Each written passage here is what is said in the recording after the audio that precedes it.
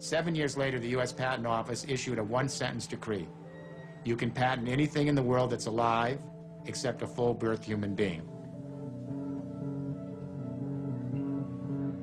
The Supreme Court of the United States ruled today that living organisms produced in the laboratory may be patented. This decision to extend patent the U.S. Supreme Court had to decide was whether one man or one company should be able to control new forms of life. We allow a company or college to exclusively own a species. What does that say about our reverence for life?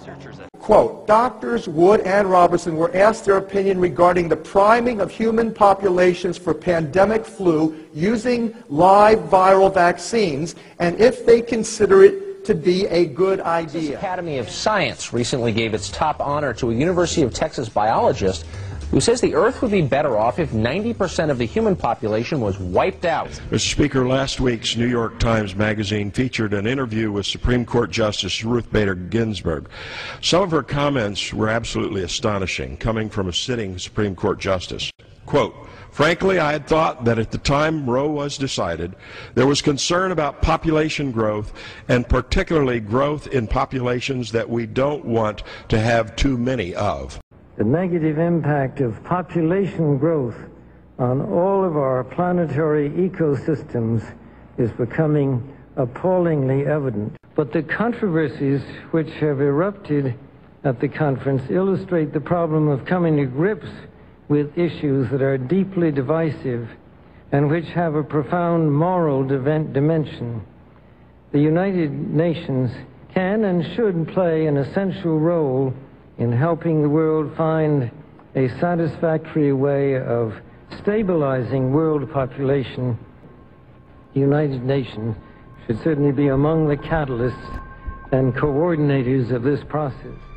Erected by a secretive group, the Georgia Guidestones are a testament to the elite's plan. And set in stone, it is written that the population never rise above 500 million. In the draft copy of the United Nations Global Biodiversity Assessment, it states very clearly that we must reduce the human population from its current level of about 6 billion people down to about 1 billion people. The Kissinger-authored U.S. plan targeted 13 key countries where massive population reduction was called for. Kissinger recommended that IMF and World Bank loans be given on condition that nations initiate aggressive population control programs. We've seen now there's a type of foreign assistance for vaccines or for AIDS treatment that are incredibly effective. These are all about saving lives. And the good news is that as you make those breakthroughs, the population growth in the country goes down. Dr. Emanuel wrote last October 12th that a crisis, war, and financial collapse would get the frightened public to accept the program.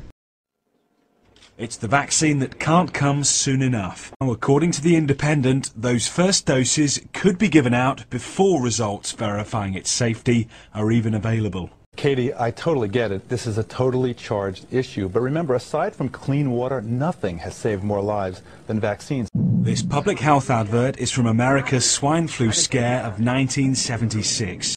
Then a vaccine was released before extensive testing. And while swine flu only killed one person, side effects from the jabs caused 25 deaths. Get a shot of protection. The swine flu. An American investigative journalist who claims that swine flu strains have been engineered in 2 universities in the US and Canada says they've been deliberately designed to resist vaccines. It was determined that this particular flu was gene spliced from 2 forms of human flu, 2 forms of swine flu, and 1 form of human flu.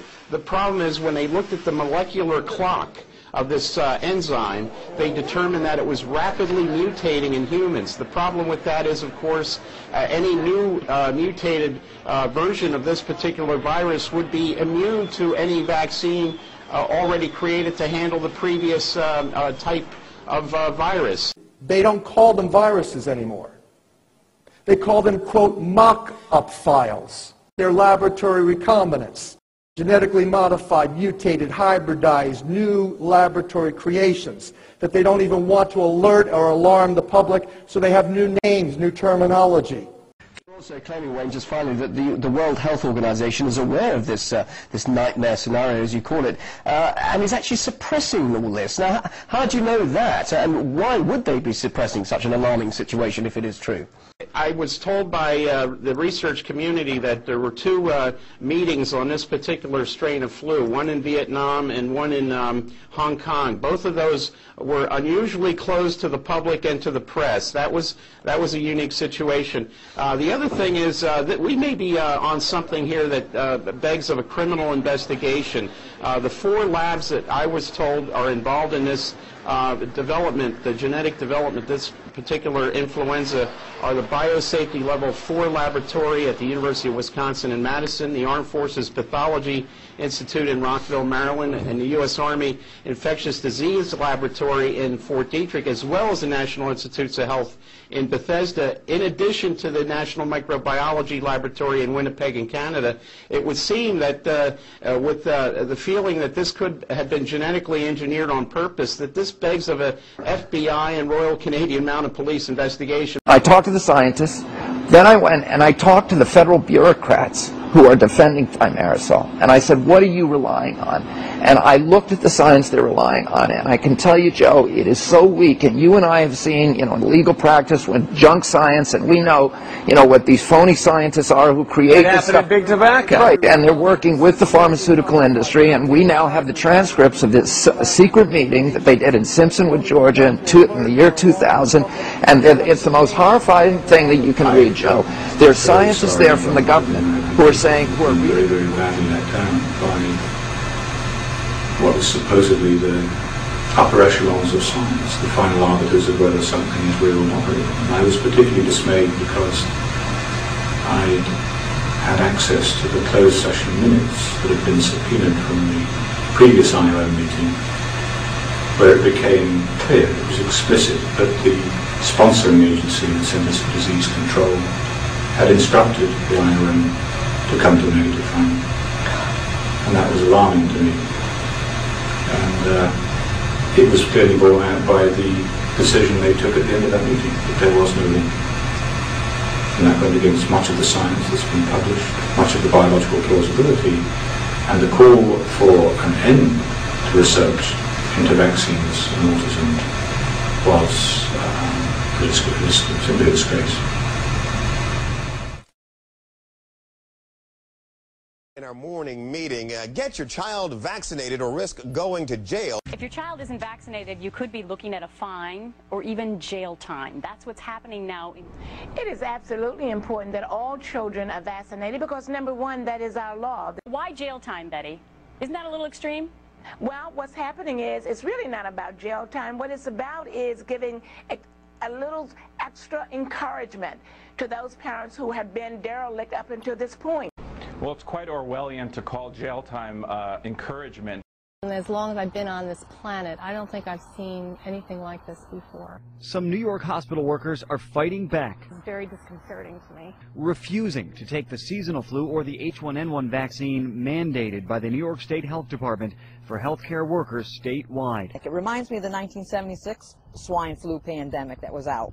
They did that. They created such a panic that people rushed to get these vaccines, and over 4,000 people became disabled in one way or another from those vaccines. Getting the shot is not 100% guarantee that you won't get the flu. Even if long-term problems are unlikely.